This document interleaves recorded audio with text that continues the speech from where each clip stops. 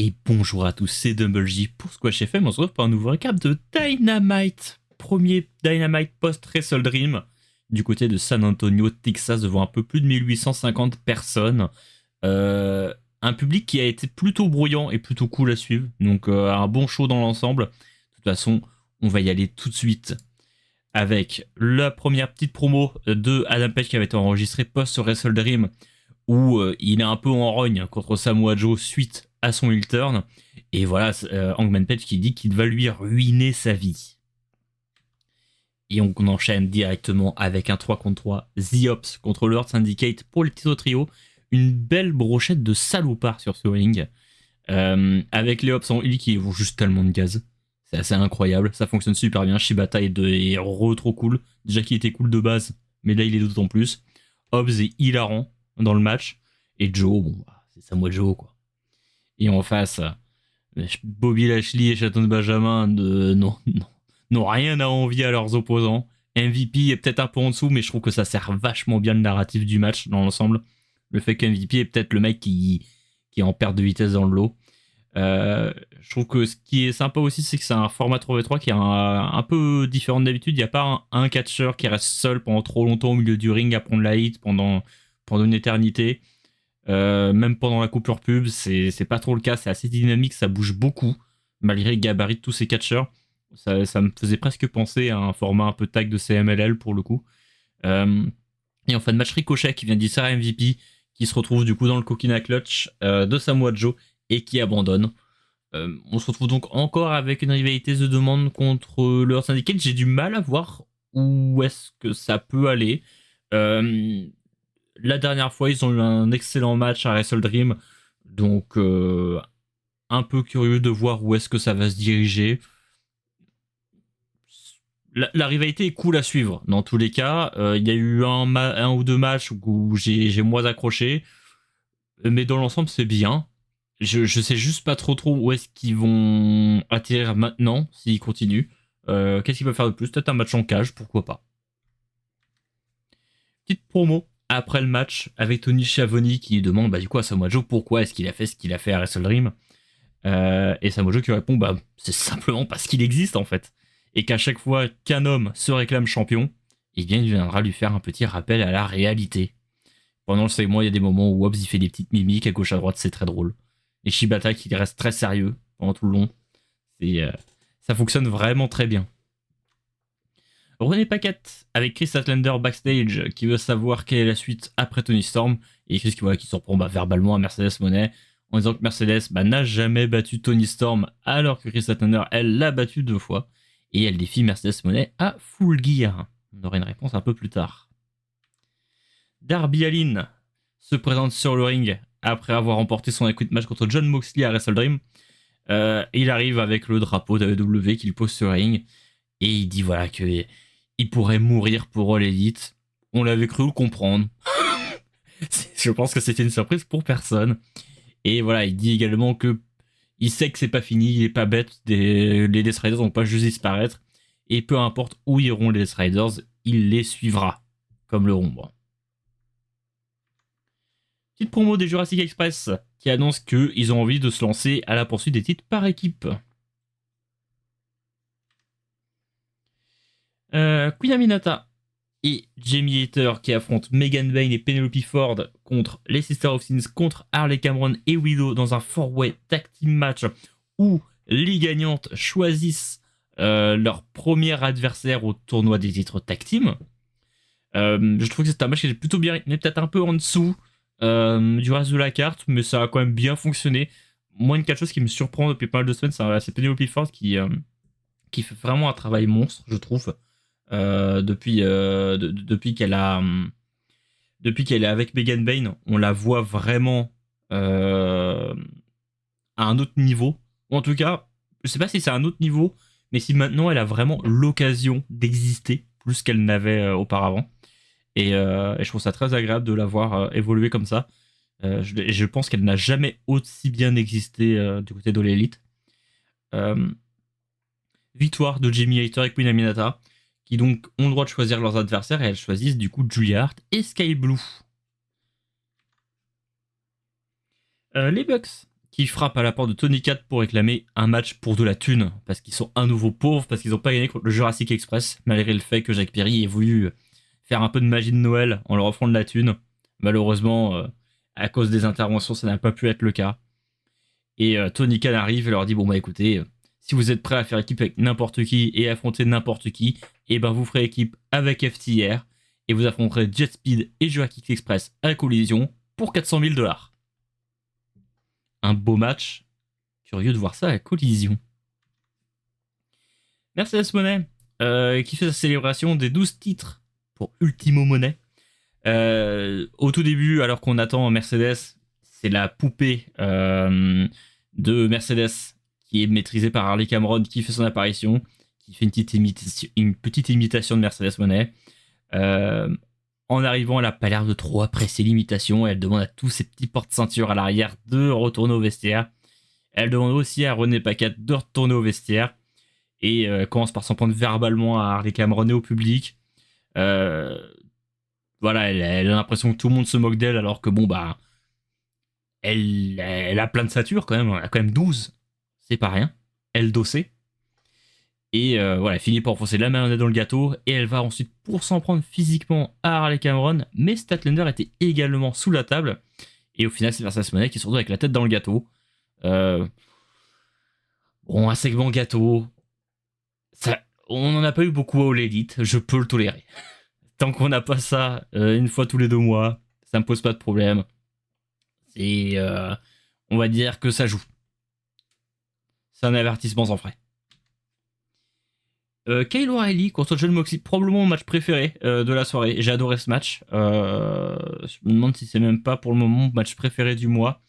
J'ai adoré le match. Il y a une histoire très cool qui est racontée tout du long. Il y a Mox qui se frustre, qui est frustré après sa défaite contre Darby Allin. Il a du mal à se sortir des soumissions de Kyle O'Reilly. Et celles de les soumissions de Moxley ont du mal à être efficaces. Et du coup, un moment, alors qu'il est dans un Uncle Lock après une bonne partie du match, il a peur d'abandonner. Du coup, il décide d'attaquer l'arbitre et cause sa propre disqualification. Victoire pour Kyle O'Reilly. Et après les Death Riders, la conglomération qui arrive, voilà, tout le monde part à la bagarre. Mais le match a vraiment une belle narration. En plus, c'est un très bon match de catch, parce qu'on a 2 très bons catcheurs sur le ring.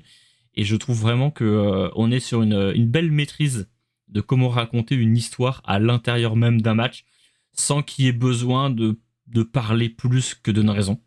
Et ce match-là provoque beaucoup de choses, je trouve. Et du coup, après la petite intervention des Death Riders et Conglomération, 3 contre 3 entre les Death Riders et Conglomération. Wheeler Yuta qui fait pratiquement tout le match du côté de la House of des Death Riders. Mais quand je vois Wheeler Yuta, je l'imagine tellement interdit de House of Torture avec 1 milliard d'interventions de l'overbooking à mort dans une division un peu cruiserweight ou junior heavyweight chez NJPW. Je trouve que le taf qu'il fournit depuis quelques mois est assez exceptionnel.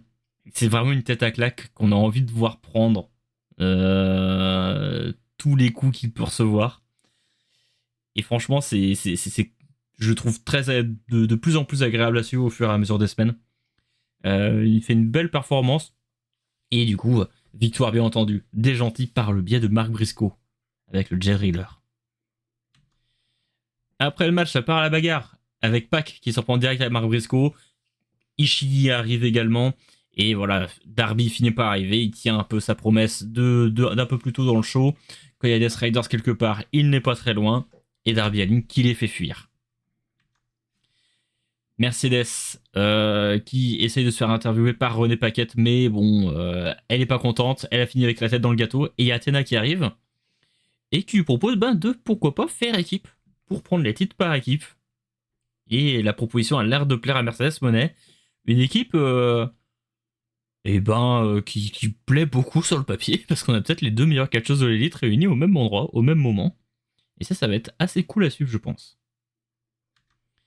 Kyle Fletcher, pour une promo sur le ring, voilà, qui nous dit c'est terminé avec Mark Briscoe, et de toute façon, maintenant qu'il l'a battu une 3e fois sur 5 matchs, il pourrait le battre 1 million de fois de plus. Du coup, qui est-ce qui arrive pour essayer de lui donner tort? C'est Mark Briscoe. Voilà, il dit qu'il était sur le point de partir, mais il a entendu Kyle Fletcher l'ouvrière. Donc du coup, bon bah, donne-moi une dernière chance, donne-moi une nouvelle chance. J'ai besoin d'une nouvelle chance. Je vais te prouver que t'as tort et que je peux te battre. Don Callis répond pour Fletcher en lui disant simplement non. Bon, on sait que ça va probablement mener vers un nouveau Kyle Fletcher contre Mark Briscoe. Un peu comme le Earth Syndicate contre The Demand. C'est des matchs très sympas à suivre. Est-ce que on pousse pas le bouchon un petit peu trop loin avec ces deux rivalités là? Est-ce qu'on pourrait pas diversifier un petit peu la chose? Jusque là je suis pas déçu, mais est-ce que on n'essaye pas de tenter Mark Briscoe jusqu'à l'overdose? Ça a été un peu le cas avec MJF je trouve, et ça commence à être un peu le cas avec Kyle Fletcher maintenant. Est-ce qu'on pourrait pas tourner un petit peu? On a par exemple Roderick Strong qui est cool à suivre ces derniers temps. Est-ce qu'on n'aurait pas pu envoyer peut-être Roderick Strong contre Kyle Fletcher à la place? Je sais pas, mais ces deux rivalités-là, plus celle de Fletcher Briscoe que Syndicate The Zone parce qu'ils m'ont prouvé tort déjà. Mais celle-ci, bon, j'aurais bien aimé voir Fletcher partir ailleurs. René Paquette avec Mina Shirakawa dans les vestiaires, Danza Kuduro, qui confirme l'équipe entre Mina et Toni Storm pour les tournois des titres par équipe. Et Mina finit par être interrompue par Tekla. Et Mina la défie donc à Collision. Et un nouveau match de plus à Collision. Et on passe au main event, Bandido contre Kazuchika Okada pour le titre indisputé. Franchement un excellent match. Un peu comme le Kyle O'Reilly, John Moxley, si vous avez le temps de regarder ne serait-ce que 2 matchs de Dynamite, je vous invite franchement à regarder ces 2 matchs-là. Pour le coup, ces 2 matchs-là étaient très cool à suivre. Et bon, bah, ce Okada Bandido qui a vraiment une allure de match de pay-per-view, une allure de main event. Le match est ultra bien rythmé. Okada, c'est vraiment une petite fouinasse, un petit salopard comme on les aime. Il est excellent là-dedans. Bandido, c'est vraiment le plus gentil de tous les gentils. Il a mal à l'épaule, il souffre, ça fait des mois, des années qu'il vend son épaule. Et ça, c'est fabuleux, c'est fantastique.